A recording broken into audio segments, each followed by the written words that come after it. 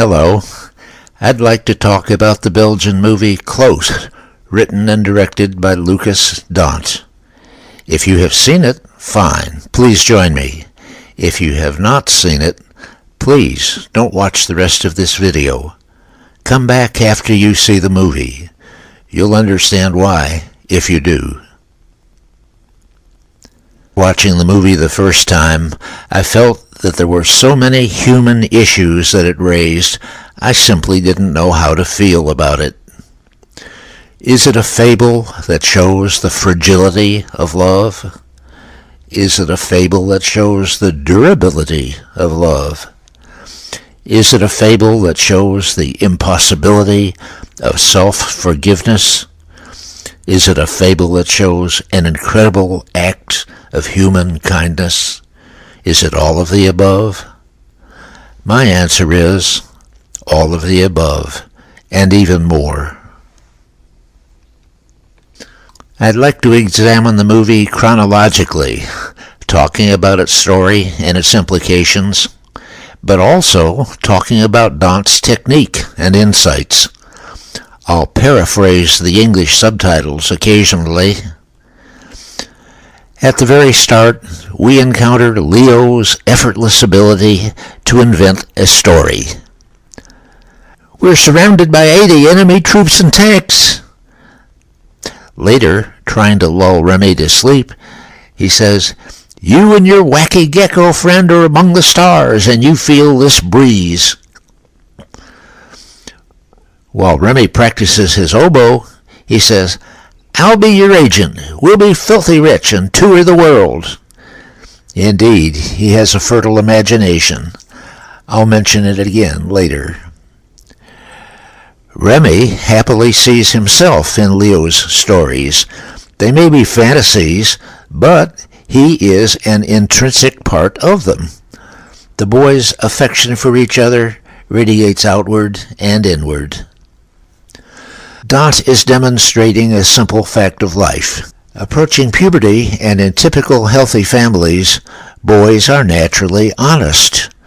They express their feelings with candor and often with humor. They love their parents and they love their friends, and they say so, with no hint of self-consciousness. But as puberty progresses, things change. Dhont sets the stage. Now 13 years old, Remy and Leo are about to start their first year of high school. Although they live out in the country, the high school is near enough for them to ride their bikes to school every day. The two families are neighbors and old friends. The boys frequently overnight at each other's house. They have always slept in the same bed. The movie goes to great lengths to show Remy's happy family, a happy home life, and an extraordinary best friend. It never shows any event that might have clouded their upbeat lives. But Dhont begins to drop some subtle hints. Remy's mother Sophie and Remy and Leo lie in the grass, trying to cool off after a round of play. Sophie says, I'm ready for a cooling breeze. Boys, open the windows." Remy and Leo blow air toward Sophie. Sophie says, "I love it. Now if I could get some grapes or something." Remy says, "Hey, we're not your servants." Sophie says, "One can hope. Let me dream a little." Leo says, "Dreaming is a good thing." Sophie says, "I'm dreaming of one devoted son plus an extra devoted son. More devoted to me than the first son, by the way." Leo says, Remy sarcastically says, "Thanks a lot." Sophie says, "Depending on the day."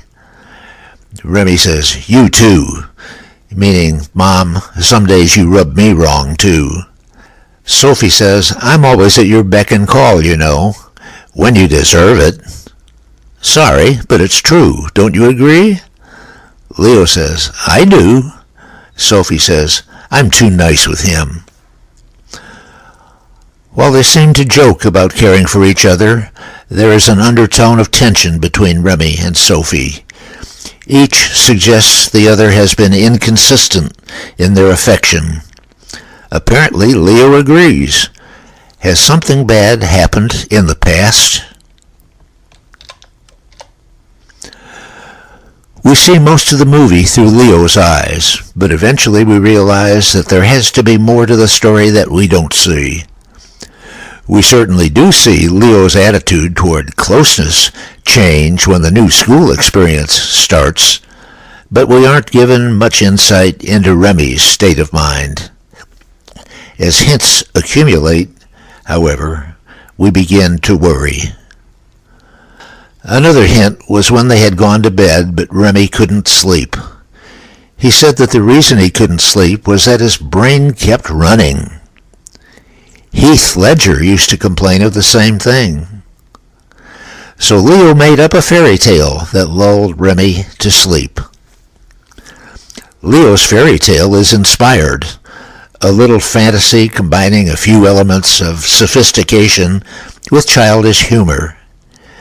It shows that Leo loved Remy so much that he would go to great lengths just to help Remy fall asleep. Perhaps trivial, but lovely. Aside, one of the cute laughs in the movie was when both boys are pretending to be asleep. Leo opens his eyes and whispers to Remy, "Are you asleep?" Remy says, "Yes, I am."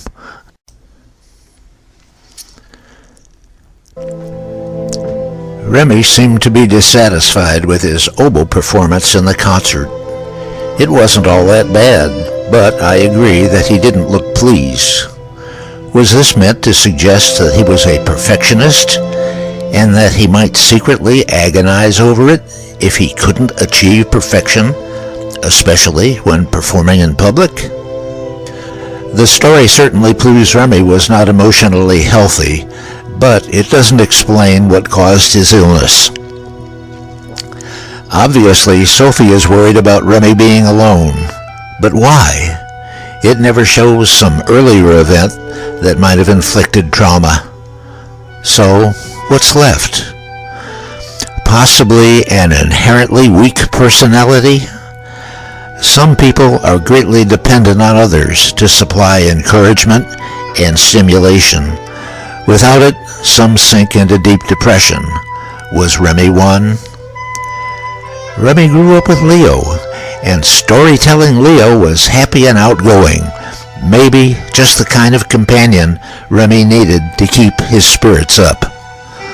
While it's clear that they loved each other, Remy might have had a latent emotional dependence as well, making him hugely vulnerable to its rupture. But that is speculation. Sophie's obvious concern was a given, so we are left wondering.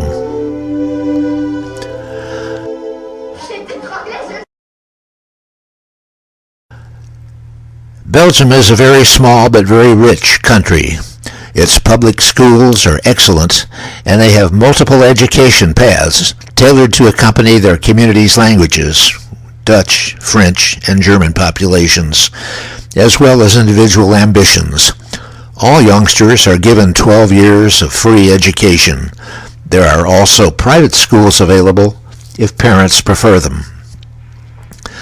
Unlike American schools, Belgian high schools span grades 8 through 12. After grade 9, the children can specialize in courses that are tailored to specific career goals, such as college preparatory, arts and music, science, mechanical trades, etc. In close, we are presented with a conundrum. Why was the first day of high school such a challenge for these two boys? It seems they didn't know any of the other students. Didn't they attend primary school with these same kids? Were they homeschooled, perhaps? The other kids were accustomed to typical masculine and feminine characteristics. They expected boys to be aggressive and girls to be gentle. Leo and Remy had their share of aggressiveness, but they also showed tenderness. Such a mixture was foreign to their classmates. And what if their parents Did they not spring from the same milieu, aware of the prejudices and animosities of their own society? Of course they did.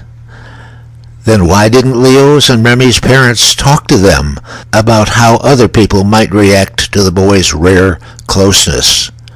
Wasn't their vulnerability obvious? There are a series of scenes in which Leo deliberately distances himself from Remy. Outdoors, resting on the grass, the boys often used each other for a pillow. With a not-so-subtle roll, Leo lets Remy know he is no longer a pillow. Leo spends more and more time playing sports with his boisterous brethren than with Remy. Remy watches from a distance. At first, Remy acts somewhat bewildered, but eventually he realizes he's being shunned. Finally, it comes to a head.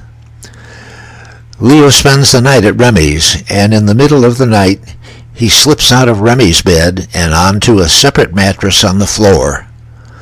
When Leo awakes the next morning, he finds that Remy has also slipped onto the floor mattress with him. Leo demands that Remy get back in his own bed, and a fierce fight ensues. It lasts a long time and gets quite mean. The fight ends only when a furious Remy finally crawls back into his own bed. Both boys are clearly exhausted and exasperated with each other. Each is on the far side of his own mattress, facing away from each other. Both gasp for air. Their labored breathing, clearly real, shows how deeply Dhont paints his picture. We know exactly how each boy feels. Dhont will show the boys gasping for breath again, and each time with understandable angst.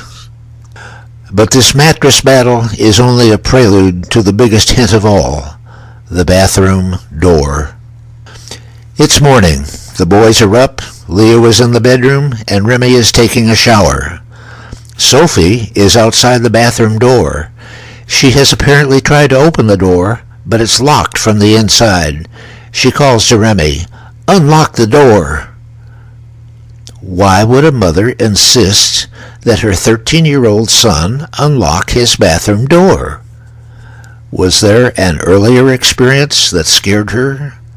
She was adamant she wouldn't take no for an answer. Leo peeked out and witnessed it. There had to be something disturbing going on there. At breakfast, Remy can't eat. Leo's expression is one of disdain. Leo befriends a classmate who plays ice hockey. Leo decides to try out for the team and gets accepted. Although he never explicitly states it, it seems clear that for him, this is a way to distance himself from Remy. His new hockey uniform, heavily padded in striking black and white, is suggestive of powerful masculinity, exactly the impression Leo wants to give. Remy surprises Leo by showing up at the hockey rink to watch you practice. Leo is taken aback. While riding their bikes home from the rink, Remy says to Leo, "Maybe I should try out for the hockey team." Leo does not reply. Obviously, he doesn't want Remy anywhere near the hockey team. It's a cheap put-down, and Remy is clearly hurt by it. But there is worse to come. Riding his bike to school, Leo has to pass Remy's house on the way. Remy always meets him, and they ride side by side. One morning, Leo starts riding earlier than usual and passes Remy's house before Remy comes out. Leo doesn't wait. He makes the trip alone, and later Remy does the same. In the schoolyard, Remy confronts Leo and demands to know why he didn't wait. It's clear that their ride together is hugely important to Remy. In Remy's eyes, Leo has betrayed him. Anger and heartbreak overwhelm him. Remy bursts into tears, and Leo tells him not to cry, but his tone is condescending, as if he is telling a petulant child not to cry. Remy loses all self-control and attacks Leo with flailing arms and tears. Their classmates pull them apart. Remy struggles with all his might to keep fighting, but the peacemakers are too strong for him. The fight may be over, but the anguish will last the rest of their lives. This is another of Dhont's small masterpieces. I have never seen a more genuine outburst of emotional pain and frustration. Aside. Poor Remy. I wanted to smack Leo myself. But of course, there are always two sides to every argument. Leo absolutely loved Remy and had happily spent most of his life close to him. He may never have heard of the word homophobia, but he realized that his new classmates showed no similar behavior to his and Remy's, and they were contemptuous of it. But fresh faces and new challenges stimulated Leo, and he wanted Remy to feel the same way. These boys are only 13 years old, products of isolated rural communities. They are intelligent and eager, but both lack worldly experience. Now they have encountered wizened attitudes they haven't seen before. They aren't prepared. Remy's spontaneous reaction is to not make waves. Be quiet and stay away from controversy. By all means, stay inside your own bubble. And Leo is inside Remy's bubble. From the first day of class, Leo has sensed his classmates' ridicule for the displays of closeness, and it seems to him that the only thing to do is to stop displaying closeness. Not to stop being close, just to stop displaying it. And it seems to him that should be obvious to Remy too. But it isn't. Remy doesn't want to change a thing. Leo should have talked frankly with Remy about it. I don't understand why he didn't. The schoolyard fight is pivotal in this story. Many classmates witnessed it and helped break it up. Everyone in the school quickly learned about it. Why is it never mentioned again? It should have been a cause célèbre after what happened to Remy.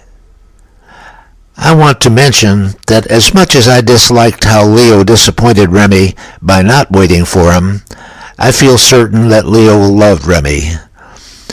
Leo showed it perfectly in their schoolyard fight. Yes, he had to fight, he had no choice, but his face showed how fighting betrayed the feelings in his heart for Remy. The movie does not show how much time has gone by since the schoolyard fight.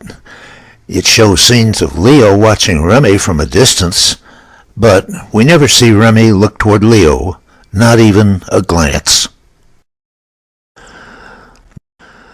The high school has a field trip to the ocean shore. Everyone is bundled up because of the cold, blustery weather. Everyone except Remy. He is at home. Later, we see that his bedroom door has been forced open.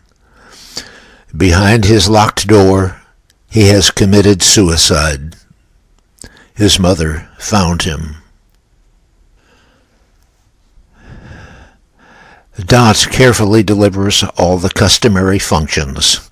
Group therapy at school, the burial, glimpses of isolated Sophie, the memorial concert, all interspersed with Leo's sleepless nights, compulsively driven hockey practice, school activities, periods of lonely brooding, until at last wetting the bed. If there was any doubt about Leo's internal turmoil, it's gone now. Sophie visits Leo at hockey practice. For a few minutes they exchange shallow observations and platitudes, but Remy's name is never spoken. Finally, after a long silence, Sophie looks directly at Leo and says, "Did you talk to each other?" The question is an emotional bombburst. His gaze averted, Leo is helplessly silent. Finally, he turns his eyes to Sophie and shakes his head no. The guilt he feels is overwhelming, both for him and the audience. He knows, and we know, that if he had talked to Remy, the outcome might have been different. Aside, look closely. Here is movie making at its finest. Leo and Sophie stand in perfectly normal, comfortable stances. There's no need for cramped leaning or odd camera angles. They face each other directly, and we are sure that Leo's eyes look directly into Sophie's. Both his eyes are centered within the metal framework of his mask. That mask doesn't protect him now. We feel we are looking into his soul. His demeanor, his silence, his face, his eyes, what we see is a tsunami of guilt. And it looked absolutely natural. I can only imagine how hard it must have been to get all those elements perfectly aligned for the shoot. Kudos to all of them, including, perhaps especially, cinematographer Frank Vendenayden. Leo's family invites Remy's family to dinner. Charlie, Leo's brother, tells of his plan to go on a worldwide car tour with his girlfriend after he graduates college. Remy's father breaks down, apparently thinking to himself, "My son will never have that chance." Leo watches Sophie leave the dinner table to walk outside by herself. He feels her loneliness and her husband's heartbreak and realizes that he may be to blame. In the next hockey practice, Leo slips and falls on the ice 3 times. He struggles to get to his feet after the last fall, but then doubles over as if he has terrible stomach pains. His grand hockey uniform and steel face guard can no longer shield him from the attacks of guilt and grief that torture him. Spring arrives at last, and Leo's family begins planting their dahlia bulbs. Leo, who has avoided working in the fields all his life, suddenly rushes to the work. Of course, he's trying to bury his feeling of guilt with distractions. And of course, it doesn't work. Leo decides to visit Sophie. She welcomes him, and they bring each other up to date. Sophie now works in the maternity ward at the hospital. Turning serious, Leo asks if he can go into Remy's room. Sophie says yes, and tells him that if he sees anything he would like to have, he can have it. In Remy's room, Sophie quietly asks Leo, "What happened between you two?" Leo doesn't answer, but says he has to leave quickly. He walks home in the rain. His mother senses something is wrong and tries to get him to tell, but Leo struggles with her, trying to make her leave him alone. She finally wraps her arms around him tightly.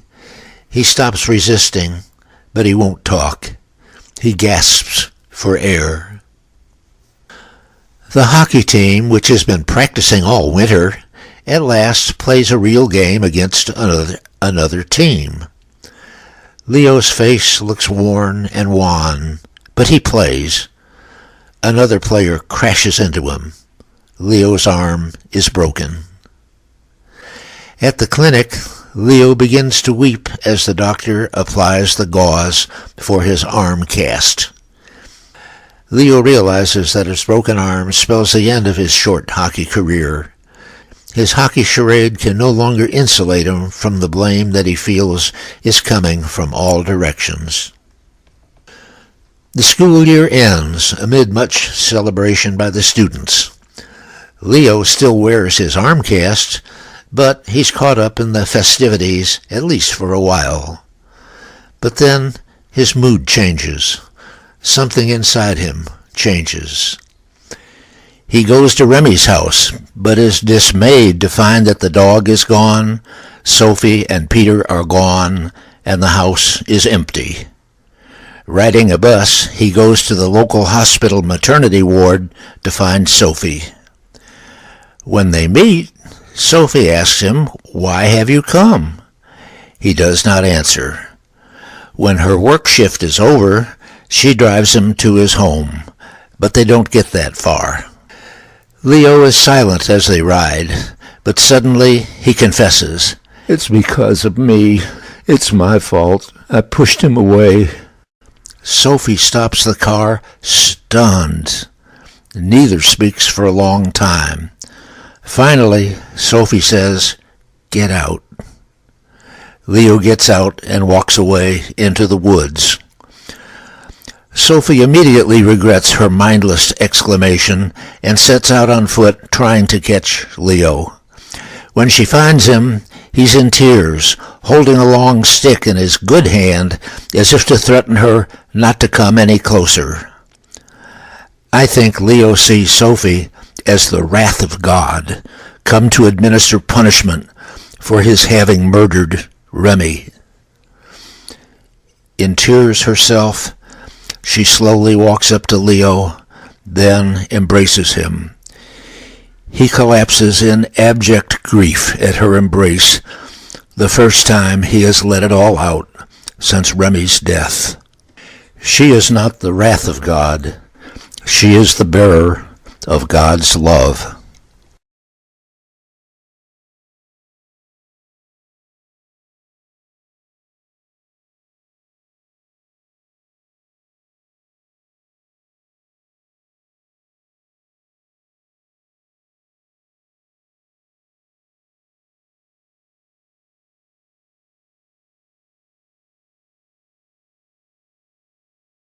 Back in the clinic, the doctor is cutting off Leo's arm cast. He tells Leo to twist his wrist carefully. Leo twists it. There is no pain. Leo manages a slight smile. We watch him from behind as Leo runs through the dahlia fields. It's summer, and the flowers, now fully blossomed, surround him with their beauty. He stops, then slowly turns to look back behind him. There's a new expression on his face, one we have never seen before. He's 14 now, only a bit older, but much wiser. He has known injury and pain. He has known uncertainty and disappointment. He has known ridicule and scorn. He has known ill will and prejudice. He has known guilt and grief. But most of all, in his young life, he has known love and loss and forgiveness. Will the beauty of the fields that surround him restore his inherent faith in the goodness of life? We don't know. We hope so. Thank you, Lucas Dhont, and thanks to the amazing cast you assembled.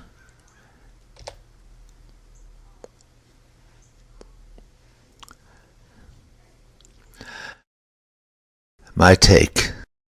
It was hard for me to watch this movie because the story changes from beautiful to horrible in a twinkling. It is simply a shock. Perhaps that's what Lucas Dhont wanted. I don't know. But to his credit, he made his point with incredible impact. Guilt is a root in this story. Leo believes he is responsible for Remy's suicide. Sophie knew of Remy's vulnerability and failed to prevent its consequences. While the other friends and families all felt the terrible loss, it was only these two who blamed themselves, and sadly, they were both right. Leo, by his action, pushed Remy over the edge. Sophie knew that her son was a danger to himself. That's why she insisted he unlock the bathroom door. But later he killed himself inside his locked bedroom. Judge for yourself how much guilt she must have felt. Perhaps Dhont made us all feel guilty because we could sense this coming. We all knew something bad was going to happen, and we were helpless to stop it. Right? Wrong. It is precisely Dhont's point that this happens everywhere, and all of us can help stop it, just by speaking up and honoring tenderness as a natural and inherent part of masculinity, one that complements strength and courage. It's tempting to say that there's a right time for the one and a right time for the other. But that isn't how I feel. They are both part of human nature all of the time.